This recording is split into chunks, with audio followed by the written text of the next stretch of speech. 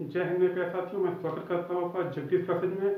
मैं अरुण कुमार। आपको पिछले वीडियो में मैंने बताया था कि मैं मैथ को बिल्कुल बेसिक लेवल से बिल्कुल लेके चल रहा हूँ कि जिसको मैथ बिल्कुल भी नहीं आती है वो उस लेवल से अगर मैथ को पढ़े तो उसको मैथ की प्रॉपर उसको नॉलेज हो जाए। ठीक है, जैसा कि मैंने आपको लास्ट वीडियो में बताया था कि संख्या और संख्याएँ क्या होते हैं, सम संख्याएँ क्या होती हैं और विषम संख्याएँ क्या होती हैं। ठीक है, तो इस वीडियो में हम उसके आगे पढ़ेंगे भाज्य संख्याओं को लेकर। ठीक है, कि भाज्य संख्याएं क्या होती हैं।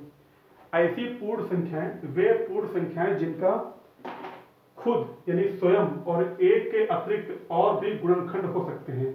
मतलब वे संख्याएं जो केवल खुद से कटे और एक से कटे और इसके अलावा भी कई संख्याओं से अगर वो संख्या कट जा रही है तो वो हमारी भाज्य संख्या कहलाती है। ठीक है, जैसे एग्जाम्पल के रूप में जैसे 4 हमारा है, तो जो 4 संख्या होती है ये तो पहले तो एक से कटेगी यानी कि 1 गुणे 4।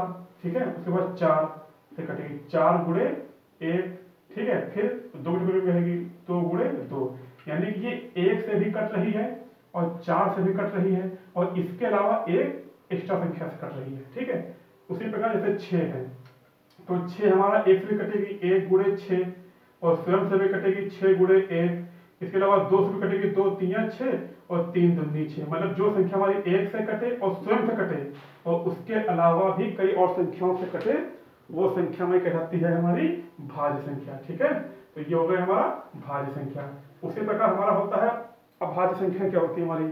ठीक है, जैसे अभाज्य संख्याएं, जो हमारी अभाज्य संख्या होती है वे पूर्ण संख्याएं जिनका स्वयं और एक के अतिरिक्त और कोई गुणनखंड नहीं होता है।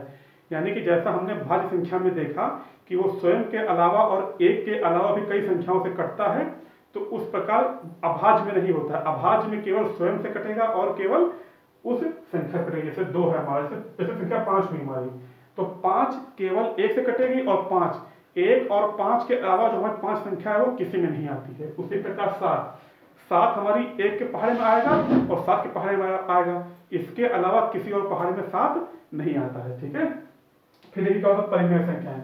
ऐसी संख्याएं जो अंश और हर के फॉर्म में होती हैं। वे संख्याएं जो अंश और हर के फॉर्म में होती हैं वो क्या कहते हैं? परिमेय संख्या। लेकिन शर्त ये है कि जो हर हमारा है वो 0 से बड़ा होना चाहिए, जैसे कि 16/8। ठीक है, उसी प्रकार से अपरिमेय संख्या क्या होती है? अपरिमेय संख्या वो होती है जो संख्या परिमेय संख्या नहीं होती है उनको हम कहते हैं अपरिमेय संख्याएं। ठीक है, जैसे कि हमारा √2 √3 √4 और पाई का मान कितना होता है? 3.14 और √2 का मान कितना होता है? 1.41। इस तरह के कुछ ऐसे मान होते हैं कि जिनको हमको याद करना बहुत जरूरी होता है। ठीक है, फिर वास्तविक संख्या क्या होती है? वे संख्याएं जो परिमेय संख्या भी होती हैं और अपरिमेय संख्या भी होती हैं उनको हम कहते हैं वास्तविक संख्याएं। ठीक है, फिर देखिए क्या होता है पूर्णांक संख्याएं। पूर्णांक संख्या वो होती है कि जब पूर्ण संख्याओं में ऋणात्मक चिन्ह के साथ में प्राकृतिक संख्याएं। मैंने आपको बताया था प्राकृतिक संख्याएं कौन सी होती हैं? 1 से लेकर अनंत तक क्या होती हैं? प्राकृतिक संख्याएं। और पूर्ण संख्याएं क्या होती हैं कि अगर हम प्राकृतिक संख्याओं में 0 को भी सम्मिलित कर लेते हैं तो हमें कहलाती हैं पूर्ण संख्याएं। ठीक है, तो किसके साथ में?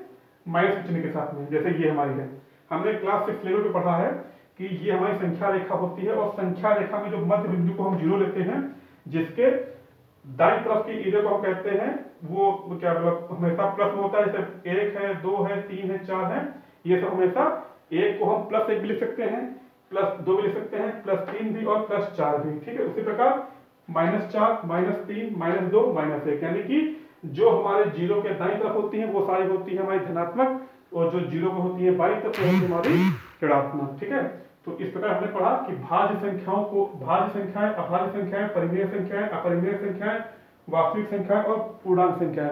जैसा कि हमने पिछले वीडियो में पढ़ा था क्या? संख्या और संख्यान, सम संख्याएं और विषम संख्याएं। ठीक है, और पूर्ण संख्या और प्राकृतिक संख्या। लेकिन इस वीडियो में हमने क्या पढ़ा है? भाज्य संख्या, अभाज्य संख्या, परिमेय संख्या, अपरिमेय संख्या, वास्तविक संख्या और पूर्णांक संख्याएं। इन्हीं सारी संख्याओं के इर्द गिर्द ही हमारी पूरी गणित चलती है। तो आपको इन सारी संख्याओं का नॉलेज होना बहुत जरूरी है।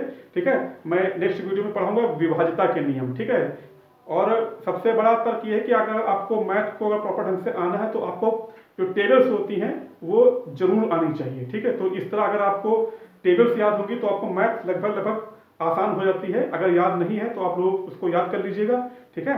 हम लोग नेक्स्ट वीडियो में जो इसका नेक्स्ट टॉपिक है विभाज्यता के नियम, उसके साथ में मिलेंगे, ठीक है। तब तक के लिए आप इसको रिवाइज करिएगा। और हाँ, इसको जब भी आप ये सबको पढ़ लिया करिए तो रात में सोने से पहले एक बार इसको मनन किया करिए कि हमने आज दिन भर में क्या पढ़ा, ठीक है। तो उससे आप उस चीज को कभी भी नहीं भूलेंगे, ठीक है।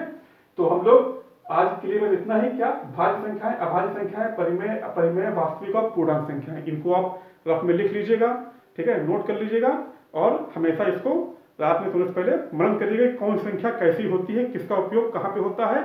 मैं नेक्स्ट वीडियो में बताऊंगा आपको विभाज्यता के नियम। तब तक के लिए जय हिंद।